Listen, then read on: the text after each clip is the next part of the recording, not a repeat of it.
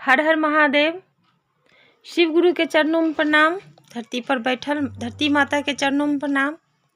हम रीना देवी शारदा देवी शिव चर्चा भजन के तरफ से रौरा लोग के कार्तिक महात्म के अध्याय 1 के कथा आज कहतनी।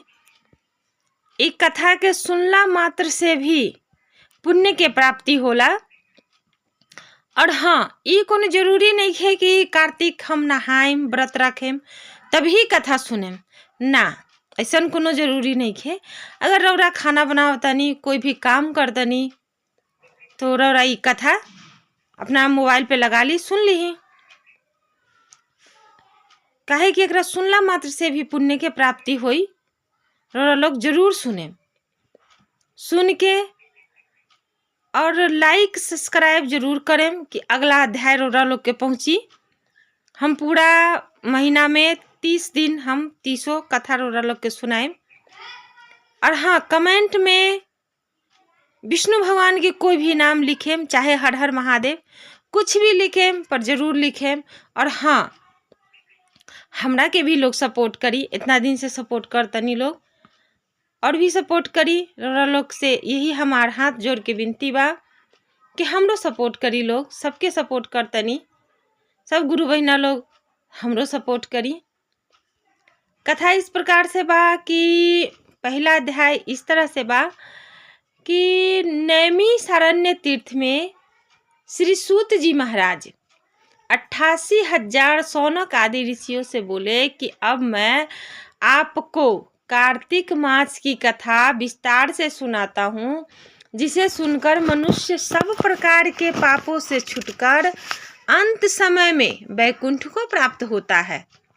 सूत जी बोले, श्री कृष्ण जी से आज्ञा लेकर देवर्षि नारद के चले जाने पर सत्यभामा प्रसन्न होकर लक्ष्मीपति भगवान से कहने लगे कि हे नाथ, मैं धन्य हूँ, मेरा जीवन सफल हो गया। मेरा जन्मदाता भी धन्य है, जिन्होंने मुझे जैसी त्रिलोक सुंदरी को जन्म दिए, जो आपको 16 सहस्त्र स्त्रियों के मध्य में आपकी परम प्यारी पत्नी बनी।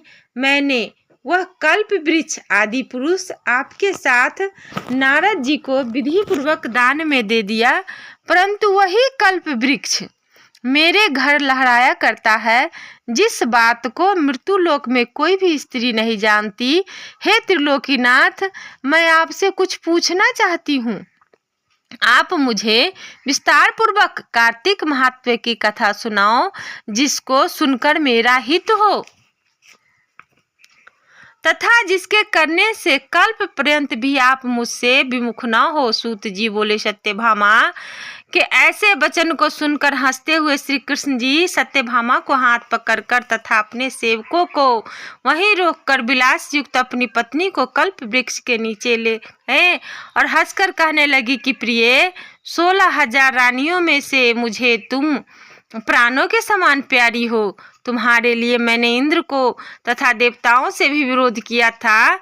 हे कांते, जो बात तुमने पूछी है उन अद्भुत बातों को सुनो। सूत जी बोले कि एक दिन श्री कृष्ण भगवान ने सत्यभामा को प्रिय कामना के लिए गरुड़ पर सवार होकर इंद्रलोक जाकर कल्प वृक्ष मांगा। तब इंद्र के मना कर देने पर गरुड़ का इंद्र से घोर युद्ध हुआ और गौलोक में गरुड़ जी ने गौ से युद्ध किया। गरुड़ की चोंच की चोट से उनके कान और पूंछ कटकर गिर पड़े। उनके रुधिर से 3 वस्तु उत्पन्न हुई, कान से तंबाकू, पूंछ से गोभी और खून से मेहंदी।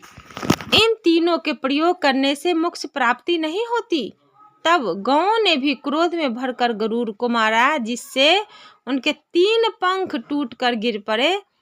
इनके पहले पंख से नीलकंठ, दूसरे से मोर, तीसरे से चकवा चकवी उत्पन्न हुए।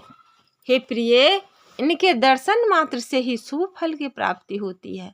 यह सुनकर सत्यभामा बोली, हे प्रभु, मैंने पिछले जन्म में कौन कौन से दान व्रत जप नहीं किए हैं, मेरा कैसा स्वभाव था तथा मैं किसकी पुत्री थी, मुझे मृत्यु लोक में जन्म लेना पड़ा। मैंने ऐसे कौन से शुभ कर्म किए जिससे आपकी अर्धांगिनी हुई। कृष्ण बोले, हे प्रिय, जो तुमने पूर्व जन्म में शुभ कर्म किए हैं विस्तार पूर्वक कहता हूँ। पूर्व समय में सतयुग के अंत में मायापुर में अग्नि गोत्र में देव शर्मा नाम का एक ब्राह्मण वेद वेदांत का जानने वाला रहता था। वह रोज अतिथियों की सेवा, हवन और सूर्य भगवान की सेवा किया करता था। उसके वृद्धावस्था में गुणवती नाम की कन्या हुई। उनका विवाह उस पुत्रहीन ब्राह्मण ने चंद्र नाम के अपने शिष्य के साथ कर दिया। चंद्र को अपने पुत्र के समान मानता तथा चंद्र भी उसे अपने पिता के समान देता था। एक दिन वे दोनों कुश और समिधा लेने के लिए वन में गए थे। हिमालय की तलहटी में भ्रमण करते हुए उन्होंने एक राक्षस को आता हुआ देखा। उस राक्षस ने के भय के मारे उनके सब अंग शिथिल हो गए और भागने की सभी समर्थ नहीं रही। तब उस काल के सदृश राक्षस ने उन दोनों को मार डाला। उनके धर्मात्मा होने के कारण मेरे पार्षद उनको मेरे पास बैकुंठ में लेके आए, क्योंकि उन्होंने जो सूर्य भगवान की पूजा की थी। उस कर्म से मैं दोनों पर अति प्रसन्न हुआ। शिव, सूर्य, गणेश जी, देवी, इन सब देवताओं की पूजा करने वाले सब स्वर्ग को प्राप्त होते हैं। मैं एक होता हुआ भी काल और कर्मों के भेद से 5 प्रकार का होता हूँ। जैसे एक देवदत्त, पिता, भ्राता आदि नामों से बोला जाता है। जब वह दोनों विमान पर चढ़े हुए सूर्य के समान तेजस्वी रूपवान चंदन माला धारण किए हुए मेरे भवन में आए तो दिव्य भोग भोगने लगे। कथा समाप्त। दूसरी कथा के लिए हमें लाइक सब्सक्राइब जरूर करें। दूसरी कथा, दूसरे अध्याय आप जरूर सुने और हमारी सब्सक्राइब करें, जिससे आपको दूसरी कथा सुनने को मिलेगा।